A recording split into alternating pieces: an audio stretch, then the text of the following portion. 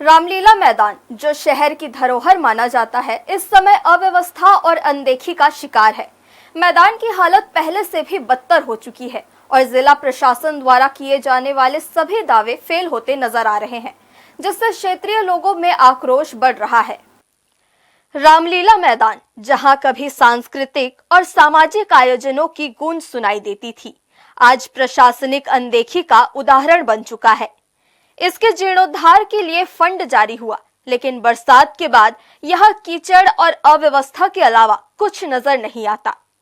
चक्रधर समारोह के दौरान मुख्यमंत्री के आगमन से पहले इसे बजरी और डस्ट से भर दिया गया, लेकिन कार्यक्रम के बाद मैदान की स्थिति जस की तस छोड़ दी गई। प्रशासन ने बैठक में वादा किया था कि चक्रधर समारोह के बाद मैदान को पहले जैसी स्थिति में बहाल किया जाएगा, लेकिन यह वादा सिर्फ कागजों तक ही सीमित रहा। स्थानीय लोगों और सामाजिक संगठनों ने अब सवाल उठाने शुरू कर दिए हैं।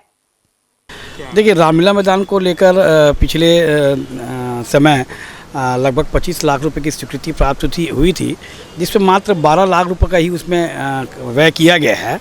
और चूँकि पिछले बारिश में आवागमन बंद नहीं होने के कारण मैदान फिर से उसी अवस्था में कीचड़ से तब्दील हो गया था।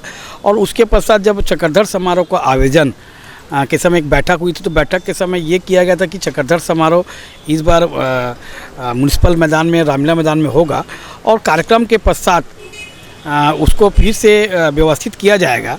किंतु देखने को मिला कि चक्रधर समारोह के दौरान भारी बारिश हुई और बारिश के पश्चात मैदान कीचड़ हो गया, जिसमें मुख्यमंत्री जी का आगमन होना था।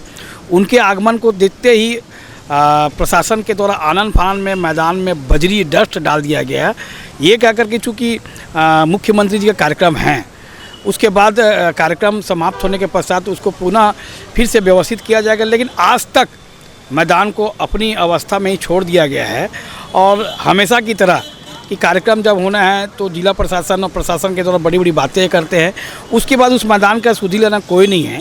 जबकि मेरा मानना है कि जब हमारे समय 25 लाख स्वीकृति हुआ तो 12 लाख रुपये ही बचा है। मैंने तत्कालीन कमिश्नर को भी बोला कि उस राशि का उपयोग कर ले, और आज तक उसका किसी प्रकार का उसमें वो नहीं किया। जबकि मेरे द्वारा महापौर जी से पीछे जो नाली का निर्माण का भूमि पूजन किया गया था और कार्य भी आरंभ है। मेरा मानना है कि चूँकि मैदान किसी वार्ड का नहीं है, ये पूरे शहर का धरोहर है। इसको जिला प्रशासन को और निगम प्रशासन को गंभीरता से लेना चाहिए। रामलीला मैदान की दुर्दशा पर प्रशासन कब जागेगा, यह देखना दिलचस्प होगा। लोगों का कहना है कि शहर की धरोहर को बचाने के लिए ठोस कदम उठाने की जरूरत है।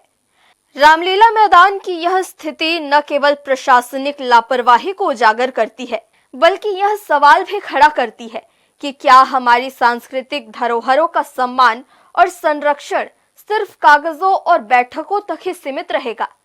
अब देखना यह भी होगा कि मैदान को उसकी पुरानी गरिमा कब वापस मिलती है। हर्ष न्यूज़ के लिए राहुल अधिकारी की रिपोर्ट।